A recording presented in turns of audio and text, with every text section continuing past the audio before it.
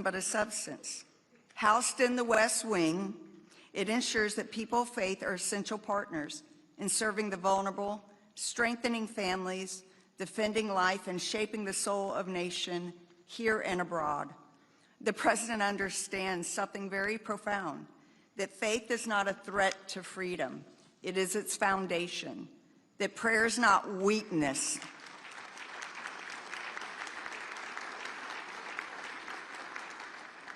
It is wisdom, and that leadership at its best is accountable not only to the people, but to God.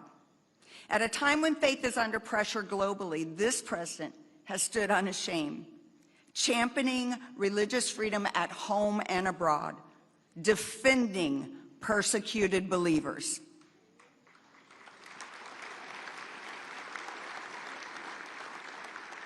And affirming that America will always be a nation where people are free to worship, free to speak, and free to live their conscience.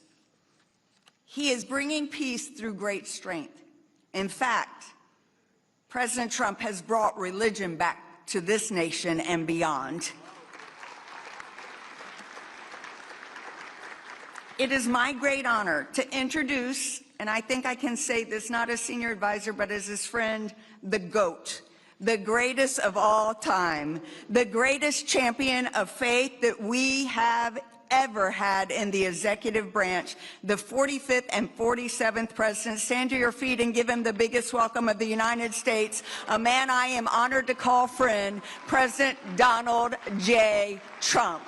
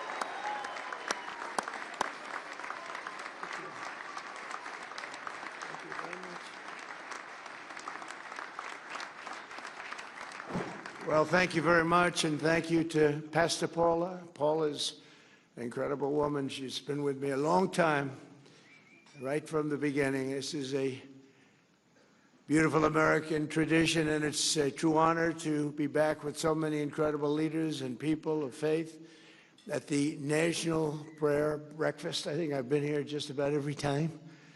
It's hard to turn it down. I don't have the courage to turn it down. Sometimes I want to. Come back from a horrendous trip fighting people that can't stand us, keeping us out of wars, and seeing things that nobody would believe that anybody would see. And last time I came, I got in at 4 in the morning. They said, "Sir, you're going to be speaking at 7." I said, "Really? Oh, that's wonderful." I said, "Where?" "National Prayer Breakfast." I said, "I'll be there." I'm afraid not to be. I need all the help I can get.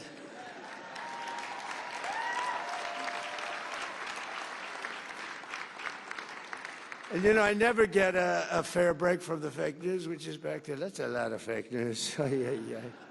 Because last time I was having a lot of fun. We had a big crowd. We had 60,000 people, and I'm talking about the fact that I will never make it to heaven. I will never, ever. And I was being funny. I was trying to be, you know, you can't be sarcastic with them because they write your words, and they don't, the people who are reading the words are much different than the, but I say, I'm never going to make it to heaven. I just don't think I qualify. I don't think there's a thing I can do, but all of these good things I'm doing, including for religion, you know, religion's back now hotter than ever before. I mean, I have to tell you.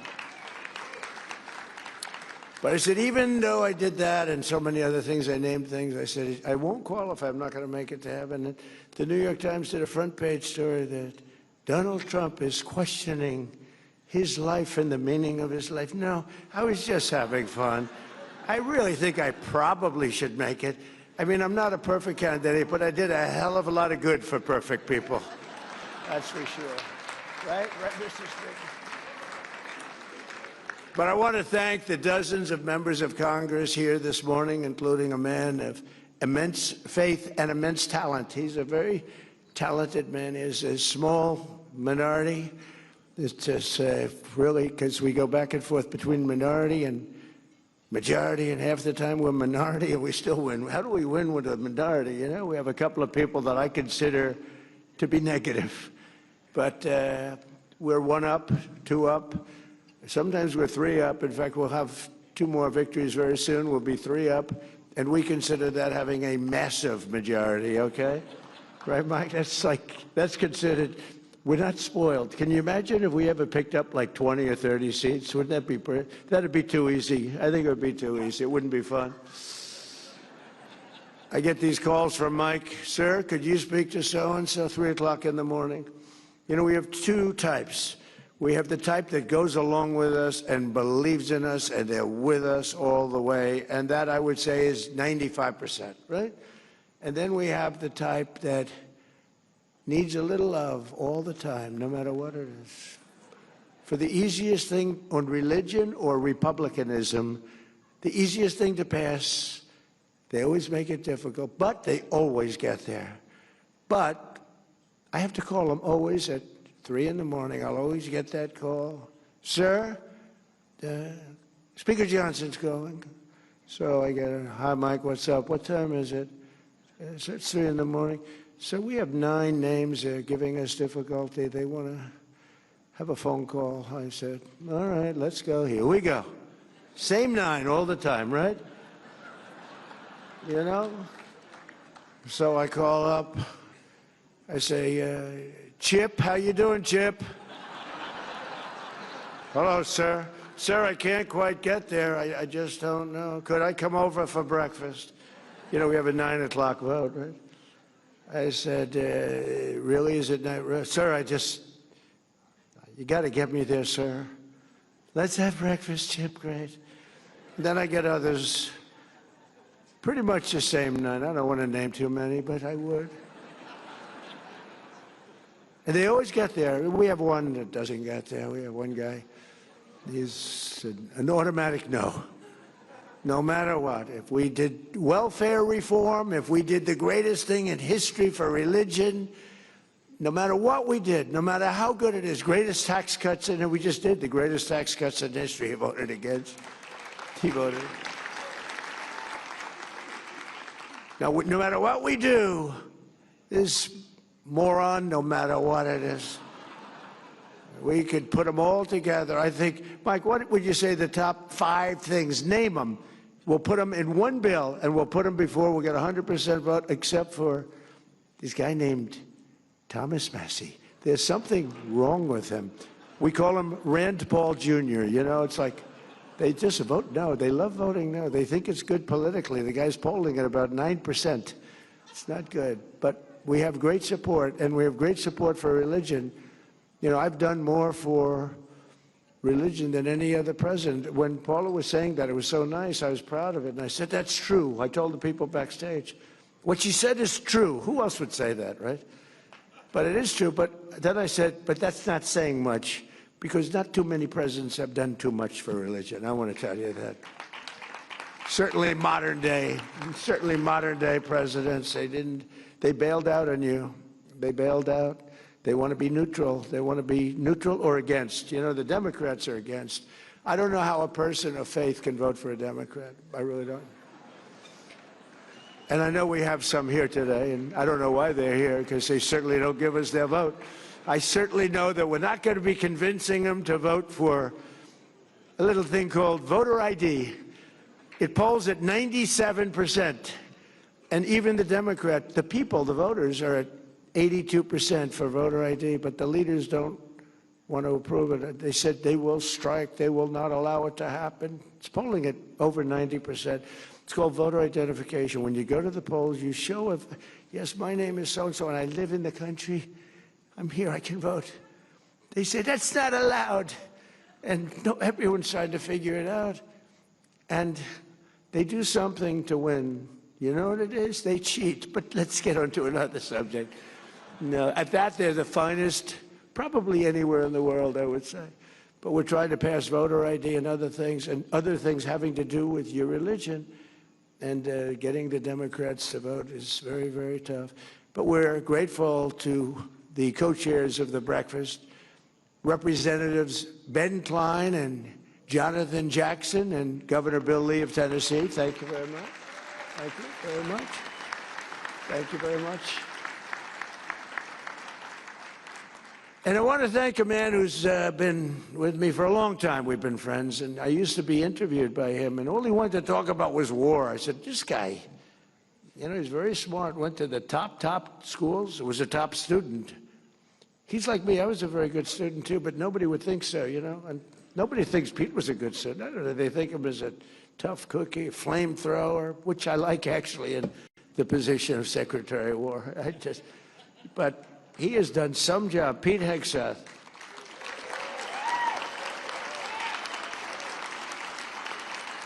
You know, he was very popular. He turned down a very large 5-year extension contract for millions of dollars a year. Oops.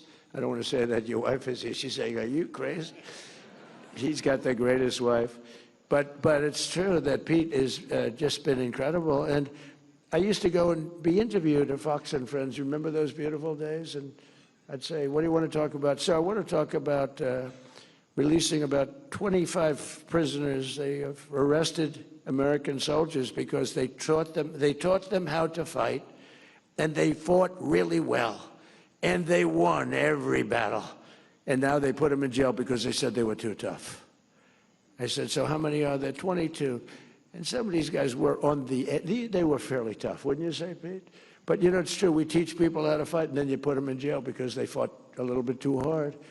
And we took care of a lot of business, but that's all. We didn't talk about the normal things that an interviewer would be talking about, right? But I saw that, and I saw his love for the military. It was obvious. He was always looking to protect soldiers. And I said, you know, he's a really smart guy. If I ever get this thing, I got to get it. It wasn't easy, you know. They rigged the second election. I had to win it. Had to win it. I needed it for my own ego. I would have had a bad ego for the rest of my life. Now I really have a big ego. Beating these lunatics was incredible, right? What a great feeling. Winning every swing state, winning the popular vote. The first time, you know, they said I didn't win the popular vote. I did. But they said, so they'd always say, would always thought they'd introduce me. While Donald Trump did not win the popular vote, you know, I'm sitting up being introduced by a Democrat or somebody. And they say, why Donald Trump did not win the popular vote? He won the presidency. Here he is. I said, that was terrible. I said, and we won the popular vote by a lot. We didn't want to play any games. This has been a much different. We had a great first term. We had the greatest economy in history, but this one's going to blow it away already. It's blowing everything away. We have $18 trillion coming into our country, blowing everything away. But we had a great first term. We rebuilt the military. You know, Biden gave a little chunk of it to Afghanistan brilliantly. He left tanks and planes and, you know, little things. I said, why didn't you fly the planes out? He said, well, nobody thought of it. You could have flown. He said, it's very hard to remove the equipment. Really? You couldn't fly an airplane? They buy $150 million brand new airplane. Sir, I think it's better to leave it. Why? It's more cost effective. So we leave them a brand new jet. I said, these people are crazy. But we have it under control now like you've never seen, and our military has never been stronger. And you saw that with the B-2 bombers in Iran, and you saw it recently with Venezuela, where we're getting along fantastically with leadership. Really become a great relationship. I don't think there's been anything quite like it ever. In fact, we have 50 million barrels of oil floating right now over to Houston, and we're working with them really well. I don't think I've ever seen anything. The cooperation that we have and it's great for them because they were in big trouble economically, and yet they have more oil than any other country in the world, I think, except us. But they have more oil just about than any. And by the way, us and them, we have 68% of the world's oil. Now, I know that doesn't mean too much to people of great religion. I know you want to hear about that, but you know, we got to keep our country strong, and we're doing really good. But that's been an amazing operation. I would say when people saw that, I was just talking to a great leader from El Salvador, and he said, man, that was some attack. I've never seen anything like that one, right? Right? That was good, even by your high standard, right? That was a hell of an attack.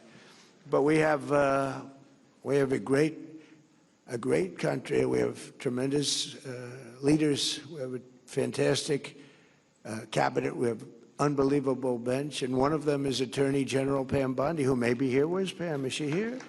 Where? Where are you, Pam? Where? See, she wants to keep it nice and low-key. You're really catching fire, by the way, Pam. You know, they were saying about Kristi Noem yesterday. I did the Super Bowl interview. Sir, are you going to relieve Kristi Noem of her duties? No. Oh. I said, why would I do that? We have the strongest border in the history of our country.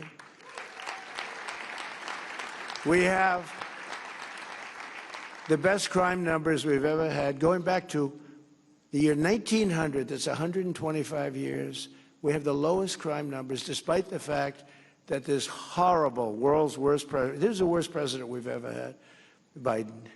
He had no idea he was president, so he doesn't take it personally. I don't want him to take it personally. Fortunately, he has no idea what the hell I'm saying. And he's watching right now. He's happy with what I just said. Okay. This is what we had running our country. But no, he was our worst president. We had some bad ones. We had Obama was very bad, terrible divider of our country. He was a divider.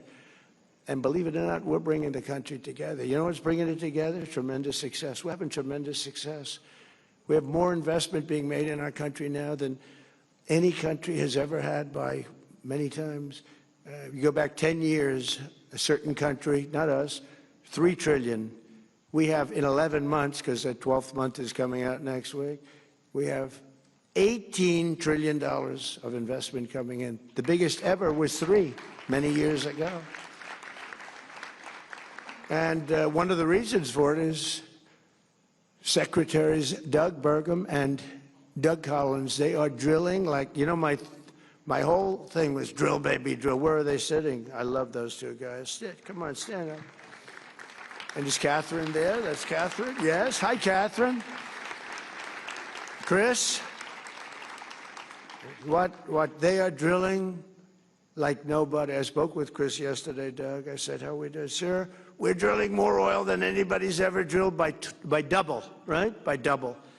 We're doing it. That's why I was in Iowa last week with the farmers who were doing very well. We just handed them $12 billion out of tariff money because they were taken advantage of by foreign countries, various foreign countries. And I said, how much was it that they got hurt for? $12 billion. I said, good, let's write them a check. I gave the farmers $12 billion. And they don't even want it. They just want to be treated fairly. But we're getting it from that, but we're getting it with nobody's ever in history, and we've never done it either, like anywhere close. We're taking out more energy out of our beautiful land, oil and gas, clean oil and gas. And I always say, clean, beautiful coal. You know, the only thing I told these two guys they have to do, because they're the greatest energy people in the world, the best. I said, when you mention the word coal, anytime you mention coal, C-O-A-L, anytime you mention it, has to be preceded by 2 words, clean and beautiful. So Doug was making a speech the other day, and I sort of tried to pass a note, because he mentioned coal about 40 times, and he kept saying, clean, beautiful coal, clean. It really only works a few times, right? I said, no, when you say coal, clean, beautiful. You know, we buy all that wind from, we don't anymore. So we haven't approved anything in wind, right, Doug? Nothing, because it's, you know, just, it's a quick way to losing money, losing beauty, losing your fields, killing your birds. And other than that, it doesn't work. And Europe is getting, Europe is so bad with the windmills, they're destroying their country with wind. And I was over there, it's not even recognizable what they've done. They've got a big problem on their hands. Between immigration and energy, Europe is destroying itself, and they better get smart. And I love them all. I'm friends with everyone of every country over there. I've helped them a lot. Got the GDP up from 2% to 5%, which is, for spending, for military spending. Nobody thought that was possible. Nobody thought 2% was possible. Got them to 5%. But it's not recognizable, Europe. If you go through the different cities, it's a very sad thing. And I tell it. I went over to Davos. They invited me. And when I left, they said, that may have been the stupidest invitation we ever gave to somebody, Switzerland. But they have to, I just say it like it is, they're destroying their country. Their energy is ridiculous, what they've done. And the immigration is, I'm telling you, it's a place where many of these countries are not recognizable, and I'd like to see them straighten it out. Very soon, it's going to be impossible for them to straighten it out. We have our director of national and international intelligence, Tulsi Gabbard, who's doing a great job. Where's Tulsi? She took a lot of heat 2 days ago because she went in at Pam's insistence. She went in and she looked at votes that want to be checked out from Georgia. They say, why is she doing it? Right, Pam? Why is she doing it? Because Pam wanted her to do it. And you know why? Because she's smart. And they said, well, this has to do, her position has to do, it's really not so, but her position has to do with international. I say, well, the same people that said that, they've been saying Russia, Russia, Russia has been screwing our elections, okay? So let's assume Russia had something to do with it. They say, no, no, Russia didn't have. So now they're saying Russia had nothing to do with it. Because if I say Russia, that it's perfectly fine. But you could add China and about 5 other countries to it. But she's done a great job, and Pam has done a fantastic job, and we appreciate it both. I haven't seen you in a couple of days. And I have one of the greatest negotiators. I'm so proud of him. He's a great negotiator. He's smart and respected by everybody. Jameson Greer, U.S. Trade. Where is Jameson? He's around here someplace. Thank you, Jameson. Boy, he's good. We have a great team. We have a great economic team, a great military team. We have Raisin Cain helps Pete. Raisin Cain, General Cain, he wiped out ISIS in 3 weeks. I was told by General Mattis and General Milley, sir, it will take 5 years. I said, what? Sir, it'll take 5 years. I said, you mean we have the best equipment in the world, and we're fighting guys that use bad rifles, knives preferably. They're very good with a knife, but a knife shouldn't do it. And I said, why? And I flew over to Iraq, and I met a guy named Cain. I came out of the plane, and there's a handsome general standing there. I had 3 generals. I went there to find out why the hell we couldn't win the war. Why aren't we winning the war against ISIS? They've been, playing games with us. So I wanted to see, and that's where I met Raisin Cain. I said, what's your first name? Raisin, sir? They call me Raisin. I said, what the hell kind of a name is that? Right? We've learned a lot about him. Now we get it. In this very quiet manner, he's brutal. Just ask Venezuela. Ask Iran. They're negotiating now. They don't want us to hit them. We have a big fleet going over to Iran. But so Raisin was there at the bottom of the plane. What's your name? Raisin. What's your last name? Cain. I said, so your name is, let's get this straight. Your name is Raisin Cain, right? Yes, sir, that's what they call me. You're the guy I'm looking for. And then he said, sir, if you'd like, you can go and sleep. It's a 20-hour trip. If you'd like, you can go and sleep. We have quarters prepared for you. I said, no, I don't have to sleep. I've been on a plane sleeping for I'm sleeping on the plane. I don't sleep on planes. I don't like sleeping on planes, I like looking out the window watching for missiles and enemies, actually. But he said, sir, we have a place prepared for you, and we can meet after you've rested. I said, no, no, no, let's go right now. So we did that, and I said to him, I said, they tell me it's going to take 5 years to defeat ISIS. No, sir. I said, well, how long would it be, General Kane? Sir, we can do it in 4 weeks. I said, what? We can do it in 4 weeks, sir. And I should have maybe a couple of weeks left over. I mean, you can do it in less than 4 weeks? Yes, sir. I said, well, how come they tell me, our television generals, as I call them, two very poor generals, I mean, these guys, they look nice, they were nice guys. They didn't have what it took, believe me. Yeah, some people have that. They don't have what it takes no matter what. I said, how come they tell me it's 4 to 5 years? And he said, well, I don't want to speak badly about anybody, so I'd rather not comment on that. I found that to be nice, okay? But I said, all right, tell me how you're going to do it. Well, sir, we use this one base here, and we're hundreds of miles away, and by the time the planes get to the target, they have to come back and refuel, and we're too far. I said, why do we do that? Because we don't want to offend any of the other countries. I said, we have a lot of portable airports, right, Pete? We have portable airports all over the Middle East, runways that are portable. You put them down, you take them up. We have equipment. Nobody has the stuff we have. We have airports that look better than Kennedy Airport. And they're built in sand.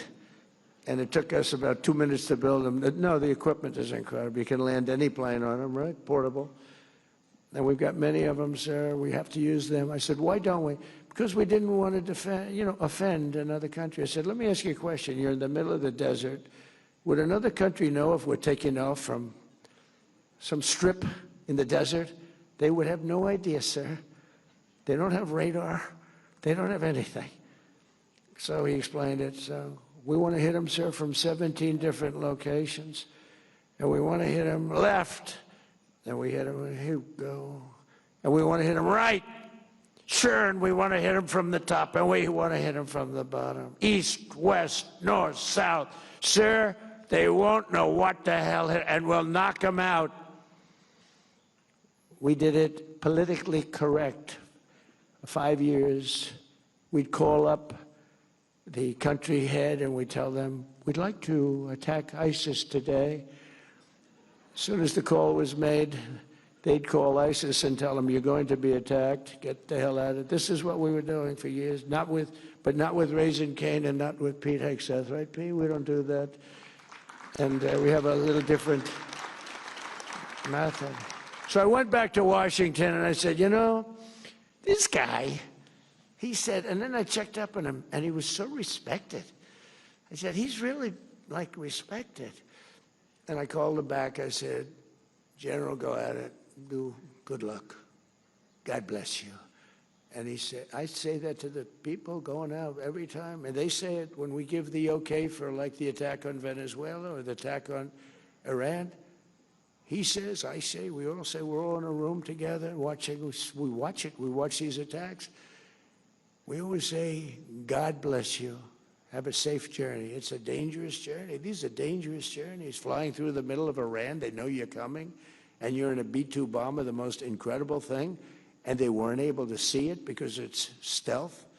So good, we ordered 20 more of them, brand new, updated version. I actually said, don't get the updated, just take the one you have. They said, no, sir, the new one's even better.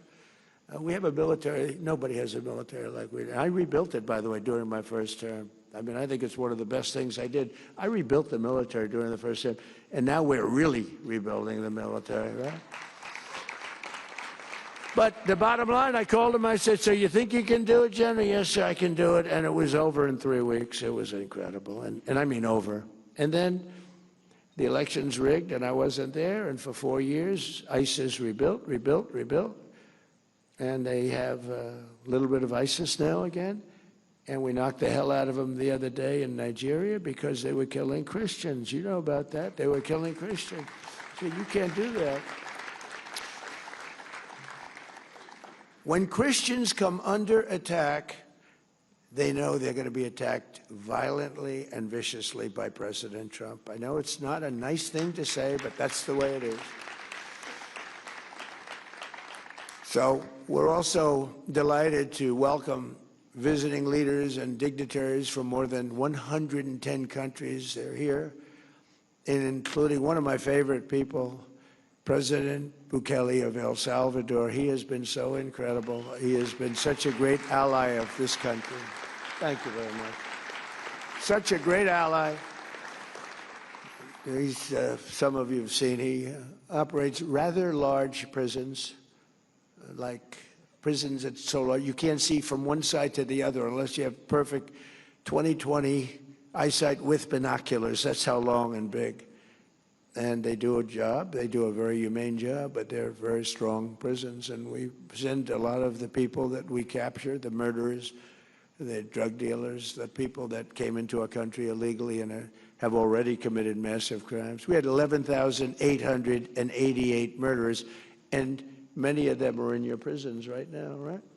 And he does a fantastic job. I mean, he really sounds like a different kind of, this is a religious breakfast. You're going to walk away and say, he's the meanest son of a gun I've ever seen.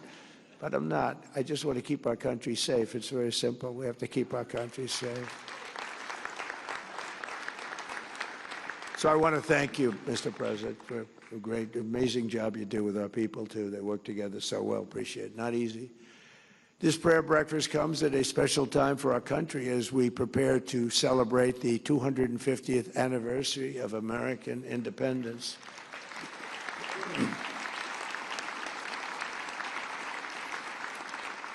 And we're also very shortly going to have the Olympics and the World Cup. And, I got them. I was the one that got the Olympics, and I was the one that got, and I was so upset because I got them. I tried to move them up, but I couldn't. And my first term, I was getting them, and Barack Hussein Obama would refuse to call the Olympics because, in all fairness, they took advantage of him. Remember, he went there.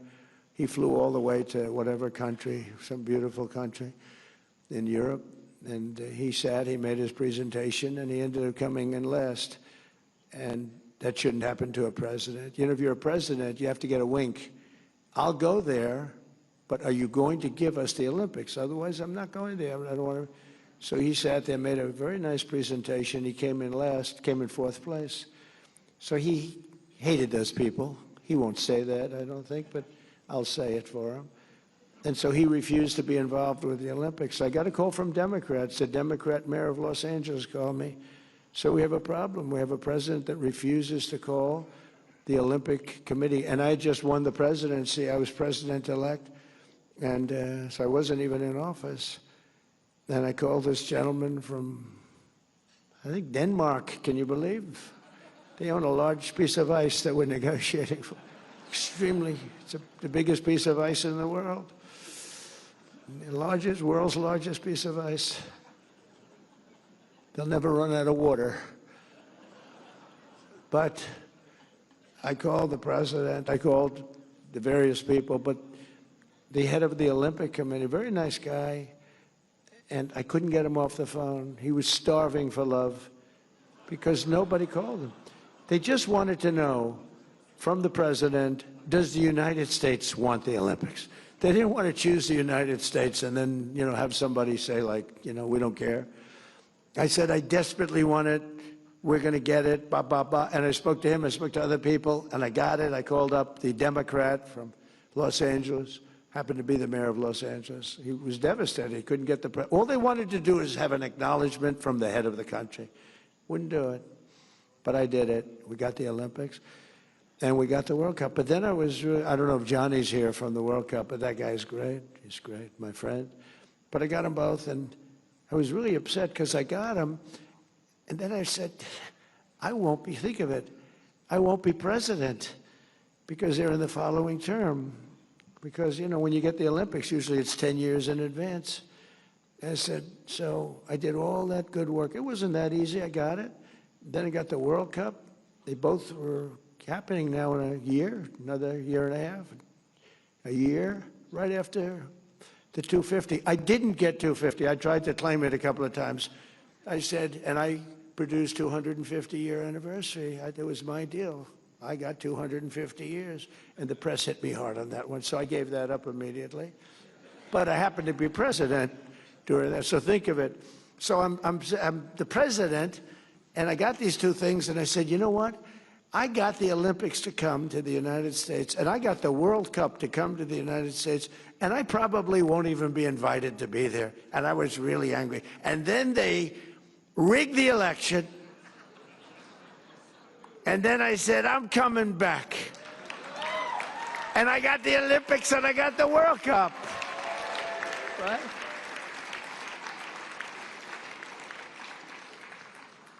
And at some point, I'm going to get right back onto the teleprompter, and you're going to say, that was a wonderful speech.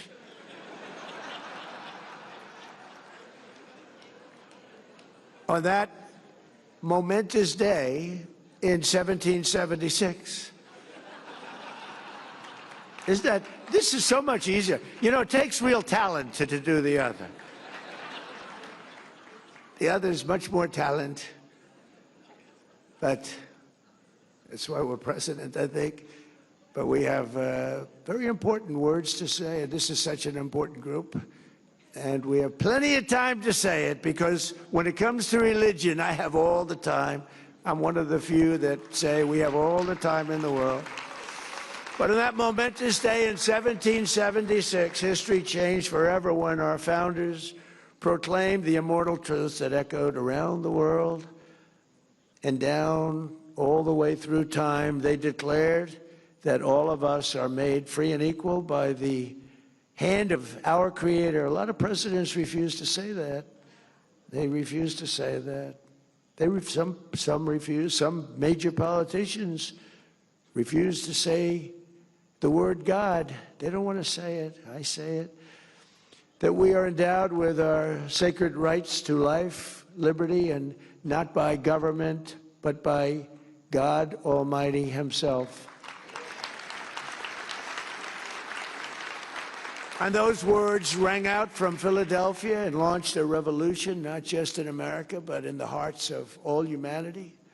The principles of the Declaration of Independence, which is one of three, sitting right beautifully in the Oval Office. I took it out of the vaults, and it's beautiful. It's beautifully protected, and it's a magnificent document. I stare at it all the time, and I read it as often as I can. A true, brilliant work of art.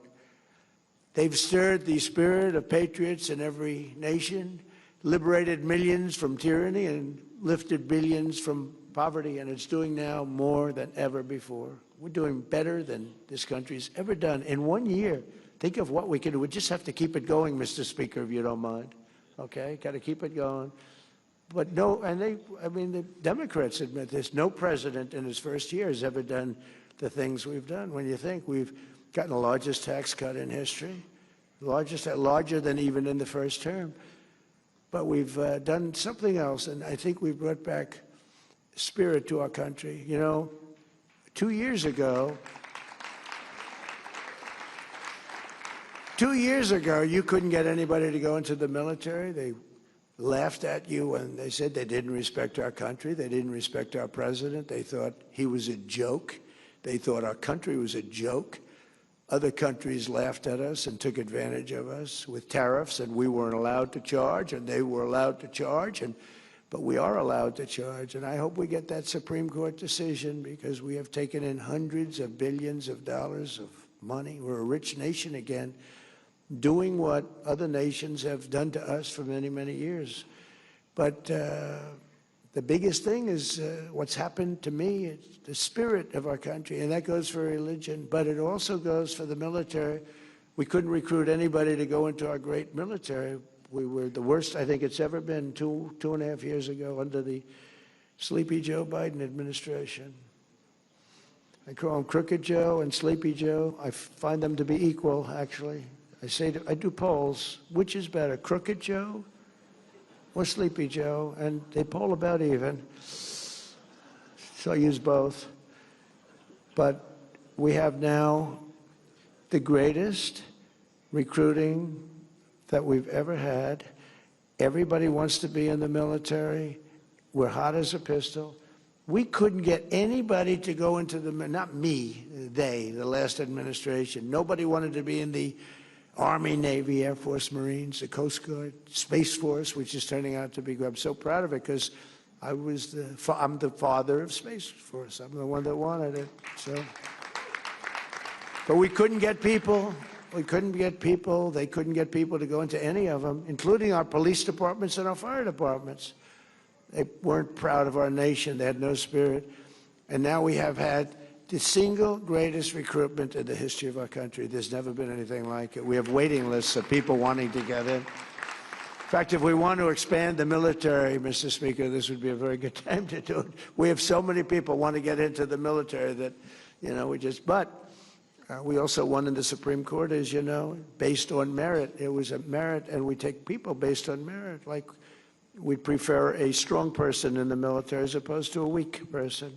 We prefer somebody that's a strong, powerful person with extremely good vision that can shoot a rifle very well to a person that's extremely weak, non-muscular, can't shoot a rifle, has no idea where the hell he is. We have a military where they all look like Tom Cruise, only bigger. Now we hire on merit now. And that goes for colleges. People get into colleges now. If you have great boards and great marks and you work, and then somebody else gets in that's not nearly as qualified, now it's a merit system. It's tough in one way, but it's, our country was built on a system of merit. And then we went away from it a number of years ago. We got it back. That was a brave decision by the Supreme Court, I'll say. And it's tough on some people. It makes people work harder, I think. But we have to base our country on merit, or we won't have a country. We were going in such a bad direction, it's incredible. And I give a lot of credit on that one to the Supreme Court. They give me some bad ones, too. But I give a lot of credit. That took a lot of courage to do it. But they understood it was the right thing to do. To be a great nation, however, I think, and I may be wrong, but I don't think so, because I've watched a lot and I study a lot. You have to have religion. You have to have it. You have to have faith. You have to have God. And thankfully, as we gather today, there are many signs that religion is coming back, and now it's no longer signs. It's just coming back. It's coming back so strong. Your churches are filling up. You didn't have that 2 years ago. It was hurt by COVID, but it really, and they treated you terribly. The Democrats treated you terribly. Sorry, Mr. Congressman, but the truth is, they had pastors holding services outside. The people were standing 15 feet away from each other, and everybody was arrested. It was like they ran it. They always like to say, Trump is a dictator. They love that. I'm not a dictator. But they were like dictators. They were like the Gestapo. They were arresting people for going to church, and they were arresting people and treating people like horribly. And I made a lot of amends to those people. Those people were treated very badly for wanting to go to church. It had a huge impact, negative impact on churches, but the churches are now coming back stronger than ever. Nobody's ever seen anything like it, actually. So. You're all hot, okay? It's like the king of Saudi Arabia. He said, and you probably heard me say it, I love it, it was with him.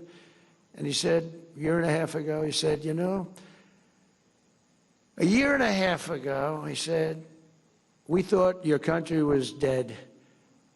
And now you have the hottest country anywhere in the world. We're the hottest country anywhere in the world right now. Nobody even close. I think you can say that, El Salvador is very hot, but I think we can say that,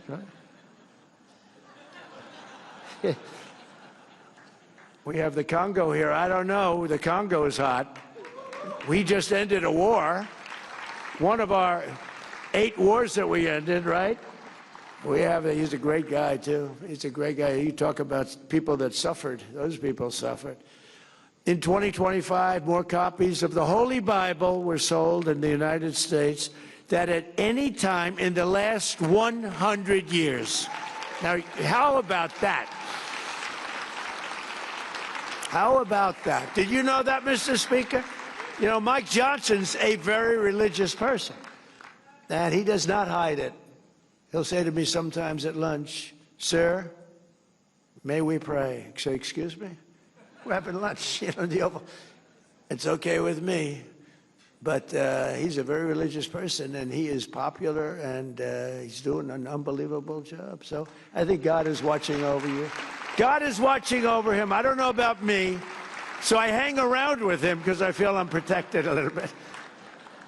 In the last 12 months, young Americans attended church at nearly twice the rate as they did 4 years ago.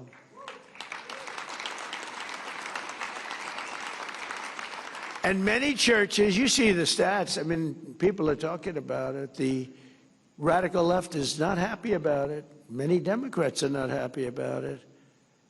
This, by the way, will be the last year the Democrats show up to this event, I tell you. But I got to say, how the hell do you vote for these people? But some churches are seeing a 30%, 50%, or even 70% increase in the number of converts and also the number of people going to church every week. To support this exciting renewal this morning, I'm pleased to announce that on May 17th, 2026, that we're inviting Americans from all across the country to come together on our national mall to pray, to give thanks, and we are going to do something that everyone said, like, that's tough. We're going to rededicate America as one nation under God. You know, a lot of people...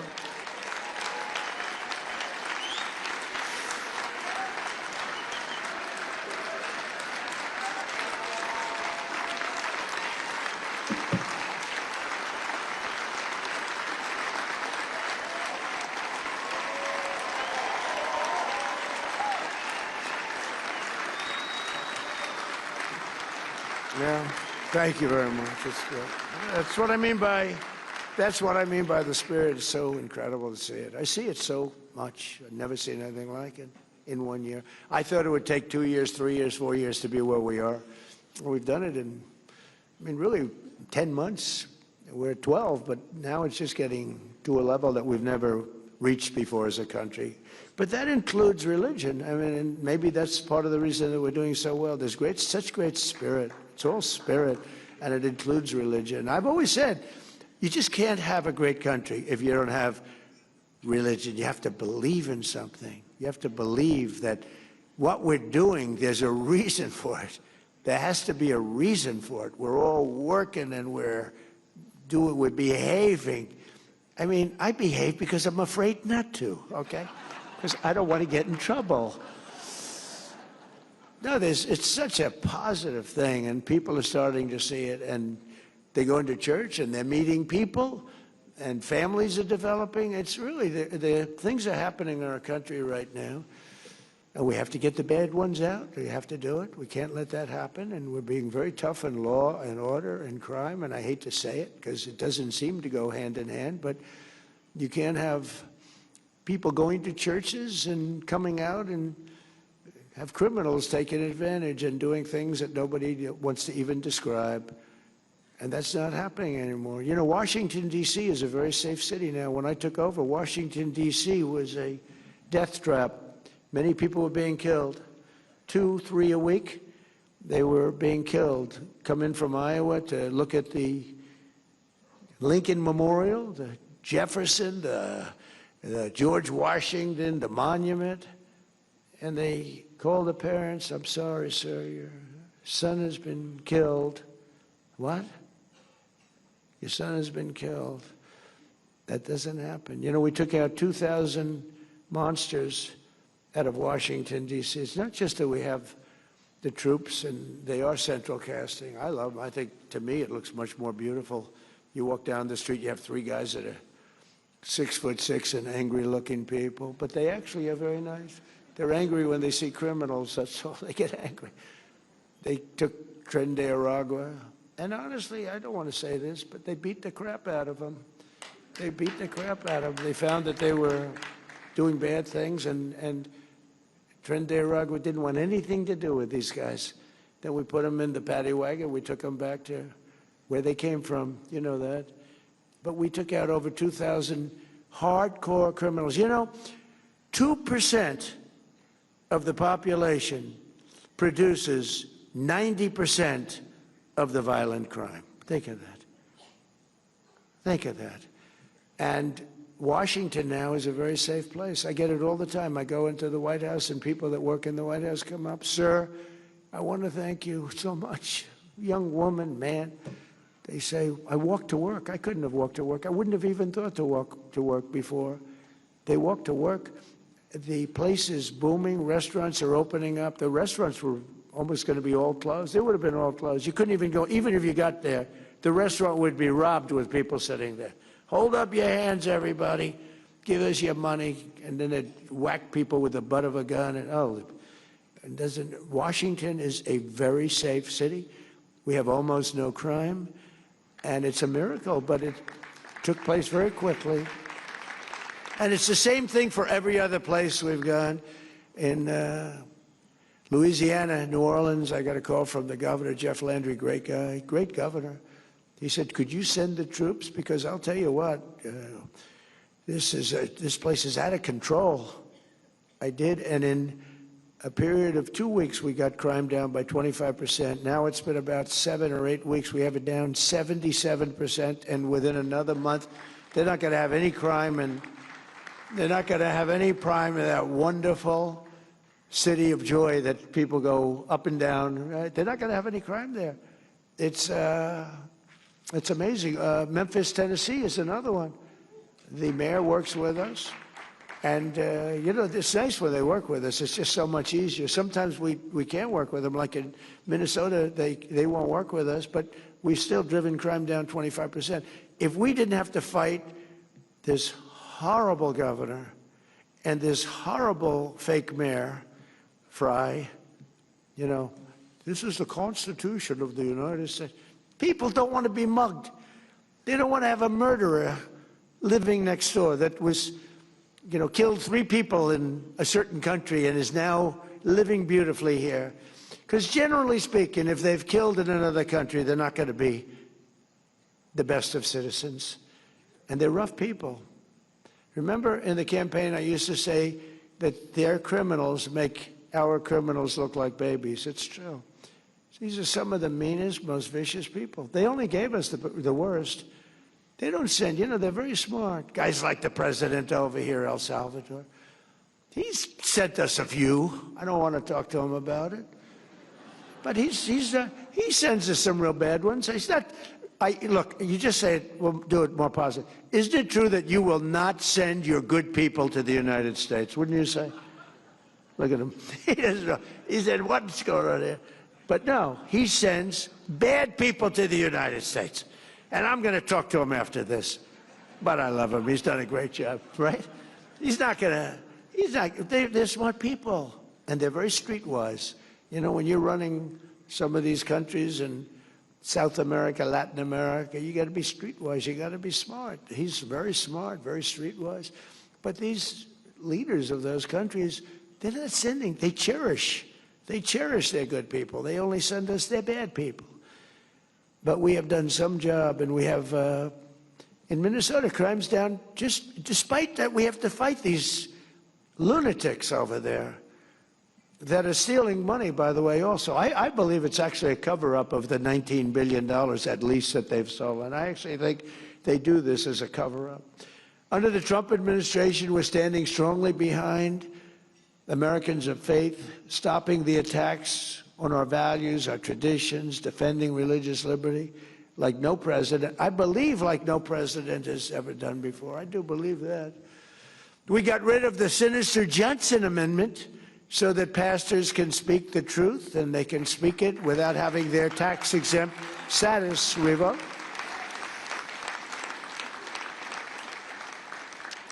I was with a large group of ministers, pastors, priests, rabbis. We had a group of people that were a great group. And I asked them for help. Paula White was there, remember, Trump Tower at the top of the building, beautiful building. And they were so enthusiastic for the first election. They were so enthusiastic. And I didn't want to be pushy because I'm not a pushy individual. But I didn't want to be overly aggressive. So I figured I'll ask them in the second meeting. So the second meeting came, the similar group. ministers. We had Muslim leaders there. We had everybody there. But there were about 55 of them. Beautiful boardroom on the top floor, tall building, beautiful building in New York. And I said, I'd like to ask, and they were so good. They, sir, we love you, you're great, blah, blah, blah. I figured this was going to be the easiest endorsement I ever got. And I said, I'd love to have your endorsement. And it was like ice. It was like death. I said, what the hell? What happened? And I said, could I ask what's going on? You were really nice, and now you've just clammed up, and you're like scared. And one of them stood up, that Paula knows very well. He said, sir, we're very concerned because if we speak about religion, if we ever endorsed you as an example, we would lose our tax-exempt status immediately and our church would go out of business. He said, what's that all about? And it was the Johnson Amendment. Lyndon Johnson had a fight with somebody in Dallas or Houston with a minister, and he didn't like him, and they didn't like each other. And the minister thought he was terrible, and I guess he didn't like the minister. And he was a powerful president. He knew how to do things, and he got something passed called the Johnson Amendment, which basically takes away your right of speech. And people like me, and people like a lot of people, they want to hear from ministers. They want to hear from priests. They want to hear from them. And you were restricted from talking about very important things like who to elect. If you said that, you were gone. You couldn't do it, even if you said it in a very nice way because they were going to be better for the church. And we worked hard, and we're going to make that permanent pretty soon, I think, Mike. But we worked hard at getting rid of the Johnson Amendment. It's gone as far as you can say anything you want. Now, if you do say something bad about Trump, I will change my mind, and I will have your tax-exempt status immediately revoked. If I go into one of these churches, we will stop Trump. You ever hear some of these guys? I said, not too many, I can tell you, because we won like 94% of the vote. People got it. People got it. We had a lot of people pretending. They pretended to be very religious, but I don't believe they were. But the people ultimately got it. You know, you have a Robert Jeffress. I don't know if he's here. Is he here, Robert? Is he here? Robert Jeffress was on television in 2016 when I just sort of announced I was running.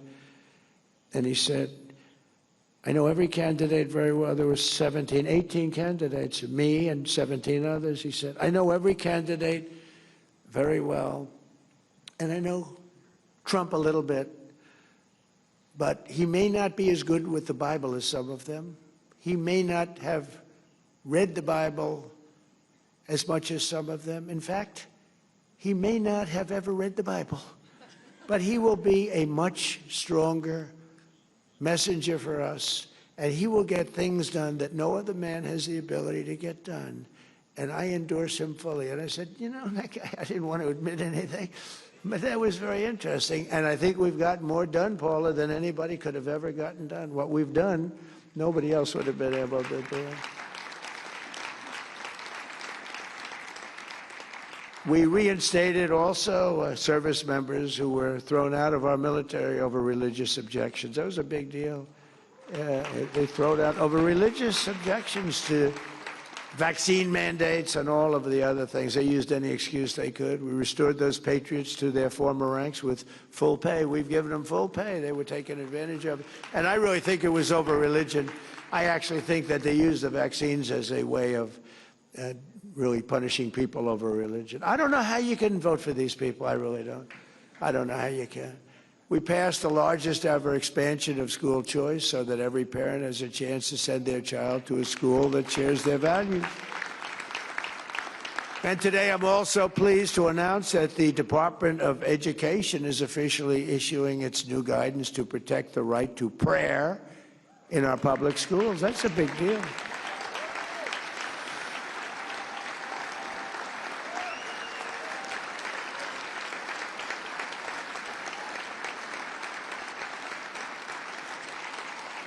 Now the Democrats will sue us, but we'll win it. We'll win it. They'll sue us. They sue us for everything. I'm the most sued human being in history. They've sued me for everything. I got impeached twice over nothing, but the Republicans were great, just wiped them right out. But I got impeached. I got indicted, wiped them out. There's never been, there's never been, to the best of our knowledge, any politician that's ever been indicted who won an election. Very popular politicians got indicted, they lost. I got indicted so much, I got tired of calling my wife. I'd say, darling, I was just indicted again. She said, oh, darling. What? Oh, what does that mean? She's very elegant. You saw that from the movie. She's not into the world of indictments. It's not Melania. No, she doesn't know what an indictment, it's not her deal. Her movie, by the way, big success. That movie is a big success. Yeah, I called up so many times. I'd say, honey, I just got indicted again. Don't worry about it. But think of it, many times. And then they say, Donald Trump is using the Justice Department to get even. And I don't. But wouldn't I have a right to? Think of it. There's never been in history a president treated like I got treated. But they say, I use it. And it's amazing. I did that interview yesterday, and they said that. They said the question, are you using the Justice Department for your own personal gain? They said, they indicted me 87 times. It's the most incredible thing. But we don't do that, Pam, do we? Huh? We do what's right. We do what's right. And Pam does it. We have great people. We have great people working there. But we do what's right. We expanded the Mexico City policy to stop taxpayer dollars from being used to promote radical gender ideology all around the world. No other president would do that. No other president would do it. And my administration also rejoined the Geneva Consensus Declaration to affirm the right to sovereign nations to protect life, defend the family, and to be faithful to God. Nobody ever did that. I signed an executive order to slash federal funding for any public school that pushes transgender insanity. This is crazy. On our youth. Who would think about that? Who would think if you go back 15 years, you're talking about, and I stopped the mutilation of children. The mutilation, the word is mutilation. They mutilize, the mutilation of children. I stopped it. Who would think if you said that 15 years ago, they'd say, what the hell is he talking? Is he crazy? It's levels you've never seen. We're still fighting it, but, transgender for everybody. They want transgender for everybody. We stopped it. And we also, very importantly, we got men out of women's sports. It's enough of that nonsense.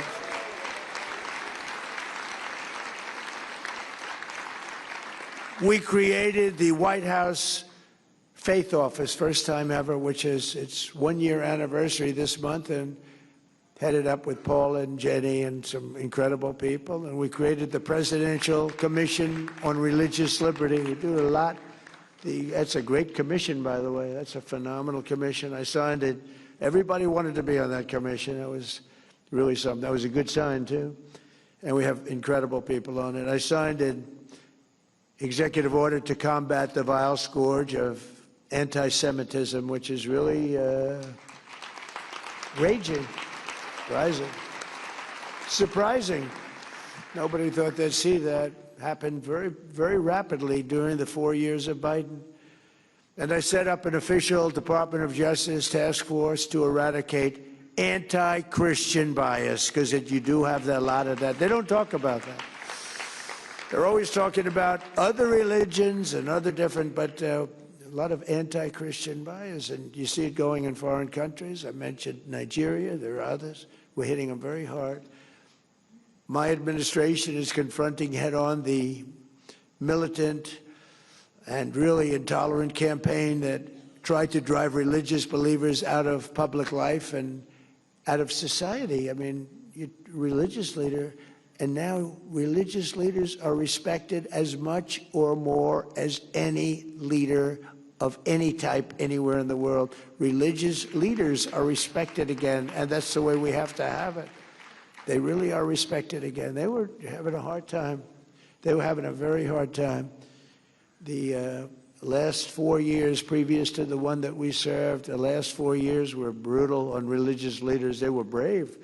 Some were very brave. Some couldn't take it, and a lot of people understand it. Some were brave, really brave. The Department of Justice recently charged 9 individuals for storming a church in Minnesota during a worship service and trampling on Americans' First Amendment rights. I watched that tape, and that was violent.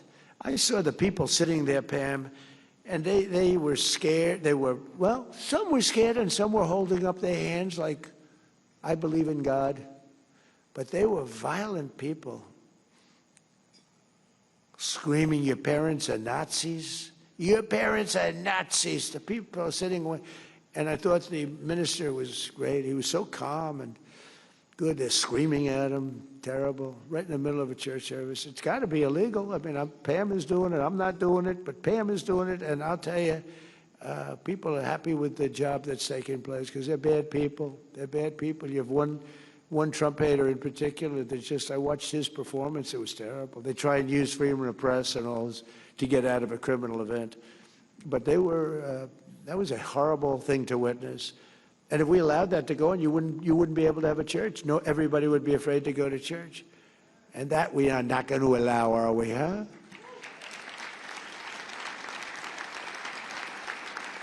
And in the audience today is an incredible woman who reminds us what a precious gift of religious liberty we have here in America, a tradition that sadly is not shared in so many places in the world, and even in our country. And our media is so bad. If we had a good media, it would be so much easier. But think of it, we're doing this all with a really corrupt and bad media. Miriam Ibrahim is a Christian from Sudan, and I'm working hard to end that war. We're very close to getting it done. That'll be number 9. If we don't get Russia, Ukraine first, but we're working hard to end that whole war. We're very close to doing it. We've almost done it. In 2014, a Sharia court in that country sentenced her to 100 lashes and death for marrying a Christian man. At the time, she was 8 months pregnant with a daughter. Miriam was ordered to renounce her faith in Christ, but she refused to do so and gave birth to that daughter, Maya, while she was in shackles, being beaten and living in a condition that nobody in this room would even be able to imagine. Believers all over the planet rallied to Miriam's cause, prayed for her protection, and successfully pressured for her release. I did that. I did that with one phone call, actually. And she had such support. It was so easy. And when I explained it to the powers that be, yes, sir, we will do it right away. I just wish I knew earlier. But it's a big world with a lot of people. Miriam and Maya are here this morning and now live safely in America, where we protect Christians. We don't kill them, we protect them. And you're getting protected better now than you've ever been protected before. So Miriam and Maya, thank you. Where are you? Are they here? They're here someplace. Where are you? Please stand up. Stand up. Thank you.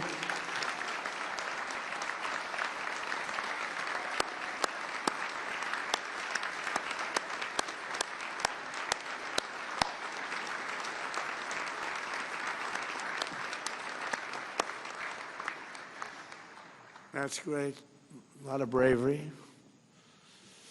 No administration in modern history has done more to confront the plight of persecuted Christians around the world than we have. With us, it's a mission. It's actually a mission. On Christmas Day, in close coordination with the government of Nigeria, we worked with them, but they got to get tougher. I ordered powerful airstrikes to decimate the ISIS terrorists who have been slaughtering Christians in that country by the thousands. It's not even believable.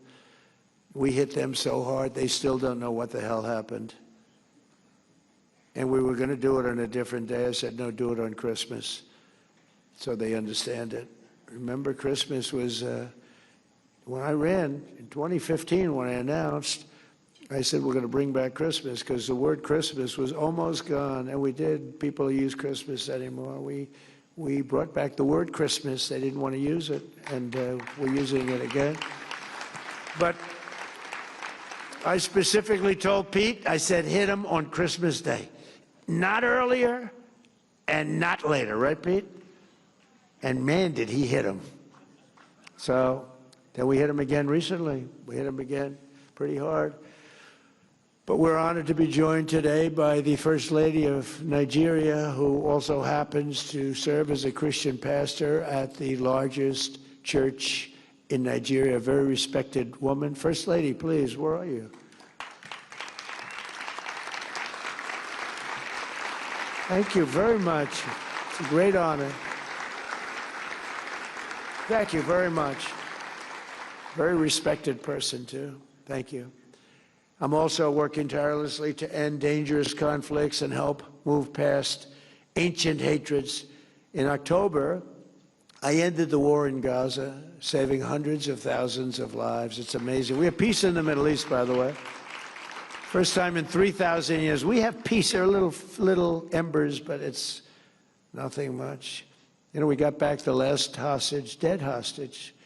We got back all the hostages now, all of them. We got the 20, but we got many. You know, we got hundreds back before that. But we got back the last hostage, dead hostage, and Hamas helped us get it back. It was a big statement. Now they have to disarm. Some people say they won't, but they will, and if they don't, they're going to not be around any longer. But they agreed to disarm. As the Bible tells us, blessed are the peacemakers. That's true. The peacemakers are very important. But you can only have peace, I find, through strength. If you don't have strength, peace is very hard. And we have strength. In 1 year, I've ended 8 raging wars, such as Cambodia and Thailand, Kosovo and Serbia, Pakistan and India, Israel and Iran, Armenia and Azerbaijan. These are all wars that were, President Putin called me up on Azerbaijan and Armenia. He said, I've been working 10 years to get that war. How did you do it? And I got it done. I got it done. 2 really good leaders. All they knew was fighting each other. They were fighting each other for many years. That's all they knew. And we got it worked out pretty quickly. A few months ago, right here in Washington, we signed a historic peace agreement between the Democratic Republic of the Congo and Rwanda, which provides the first ever pathway to peace to end a 30-year, unbelievably violent conflict. And we're joined today by a very, very brave and wonderful man, the president of the Congo, President. Hey, President, would you stand up, please? You are so...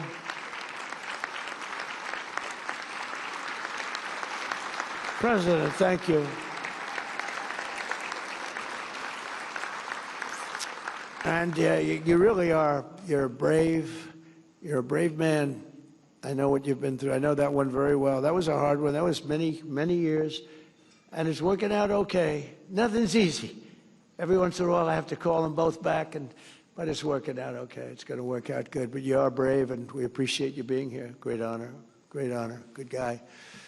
Together, he and I have also signed the largest minerals deal in U.S.-Africa history. And, you know, Congo has magnificent land. It's incredible land, and he's doing very well with it, so we appreciate it. But we've signed the largest deal with some of our big companies, and they're going in. So thank you very much, Mr. President, and you call me for anything, right? Thank you.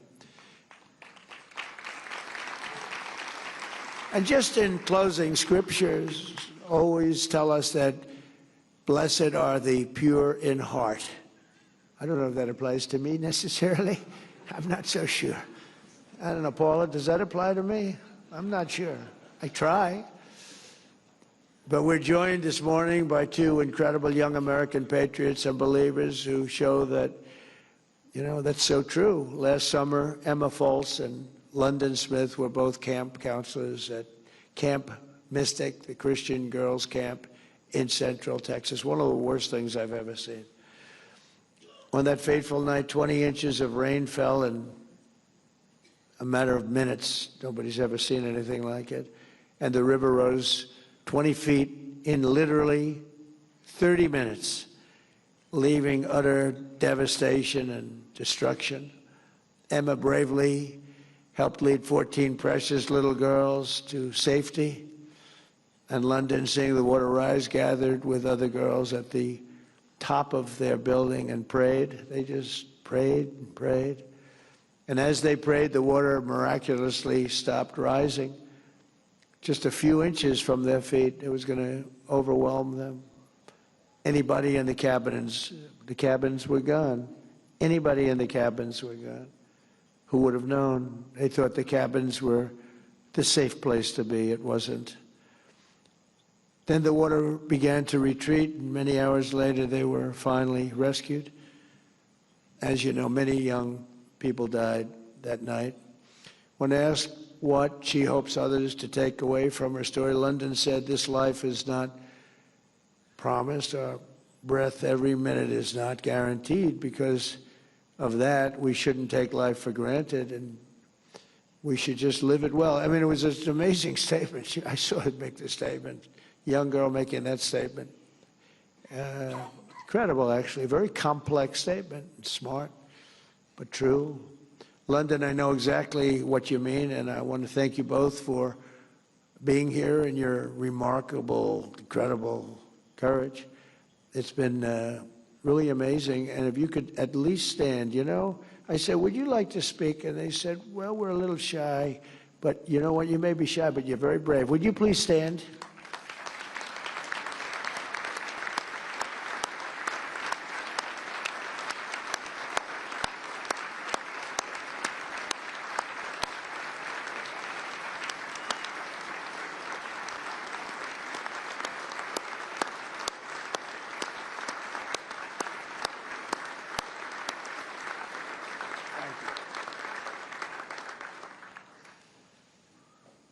I went to the camp a few days after the flood. It's with First Lady, and it was devastating. I met parents. It was just, this could be nothing worse than that. It was a horrible, horrible moment. Almost 250 years after our founding fathers took one of the greatest leaps of faith in human history, the story of Emma and London shows us that faith of the American people remains unbroken. Actually became stronger than ever. And it reminds us that prayers strengthen, prayers heal, prayer empowers, and prayer saves. Quite simply, prayer is America's superpower. It really is a superpower. And it always has been, and it always will be. And I have no doubt that with the love, devotion, and patriotism of the people in this room and our friends from all over the world, some great ones right here, we can make our country and the world a safer, stronger, more peaceful, and more faithful place than ever before. And it's all happening right before your very eyes. And I want to, again, thank you. God bless you, and God bless America. Thank you, everybody, very much. Thank you.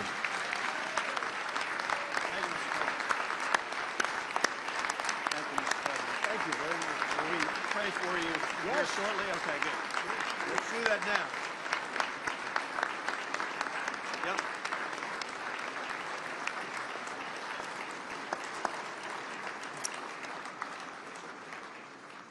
Thank you, Mr. President. Would you all please join me in a prayer for the President?